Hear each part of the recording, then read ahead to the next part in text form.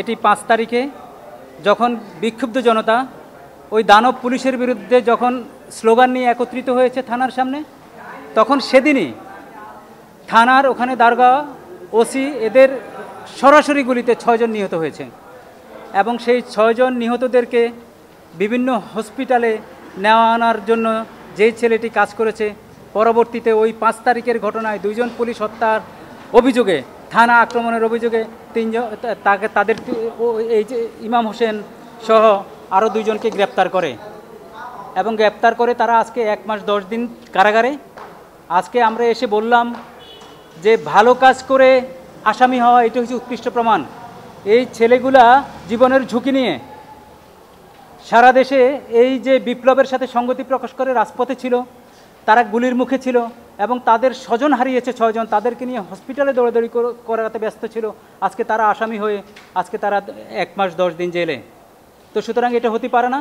আর আমি পাশাপাশি একটা কথা বলেছি, ভেরি সিম্পল, আমাদের মহান স্বাধীনতা যুদ্ধের সময়ও তো আমাদের মুক্তিযোদ্ধাদের আক্রমণে অনেক রাজাকারও তো নিহত হয়েছে, কিন্তু তাদের বিরুদ্ধে মামলা হয়নি, কারণ বিজয়ীদের পক্ষে সবসময় বিজয়ীরা। আমি অনেস্টলি বলেছি আজকে এই কোর্টে যে যারা জীবনের ঝুঁকি নিয়ে 2000 লোক বুলেট বিদ্ধ হয়ে একটা বিপ্লব সাধিত হয়েছে, তাদের আত্মীয় স্বজন তাদের নামে মামলা হবে, যারা পঙ্গুত্ব বরণ করেছে তাদের নামে মামলা হবে, এটা হয় না, এটা হতে পারে না। তো সুতরাং আমি বলেছি, আর এফআইআরে ওই যে 2600-2700 মামলা দেওয়া ওয়ান অফ দ্য, এটা আমি আজকে কোর্টে বলেছি 23-26 হাজার। আমি কোর্টে বলেছি আজকে যে এগুলো বন্ধ করার জন্য এখনও আমরা কথা বলে যাচ্ছি, এখনও সংগ্রাম করছি, এখনও আন্দোলন করেছি। আমাদের মধ্যে কথা সিটিজেন সম্মান পাবে, আমাদের মধ্যে কথা সিটিজেনকে রাতের 2টা বাজে টেনে হেঁচড়ে তার পরিবারের কাছ থেকে যাতে কেউ তুলে না আনে, অপেক্ষা করবে ভোর হওয়া পর্যন্ত।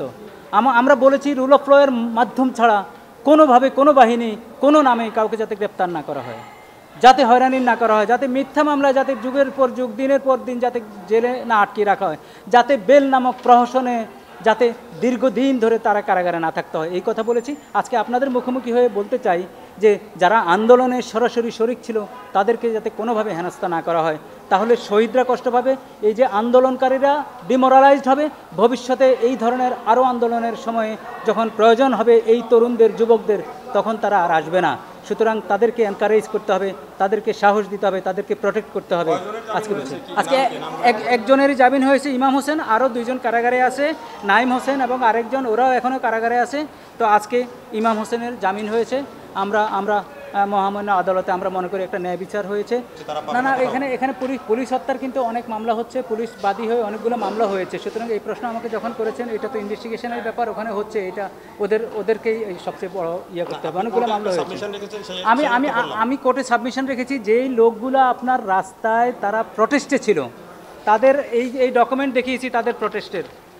দেখেন এই প্রটেস্টার, অর্থাৎ যেগুলো ক্লিন, যেগুলো প্রটেস্টার হিসেবে আপনার সামনে এসছে, সেই প্রটেস্টারদেরকে তো আপনি প্রটেক্ট করবেন ভাই। ওরা জীবনের ঝুঁকি নিয়ে আপনি তারা হত্যা মামলা দিয়ে দিলেন, তাই না? এখন এক্স্যাক্টলি তার তো এই ঘটনাগুলো তো তার, এই যে দেখেন ছবিগুলো তার দিয়েছি, সে কোথায় কি লিখেছে। আমরা বলেছি যেগুলো একদম ক্রিস্টাল ক্লিয়ার, যারা আন্দোলনে ছিল তাদেরকে সম্পৃক্ত করা যাবে না। Very simple. Thank you.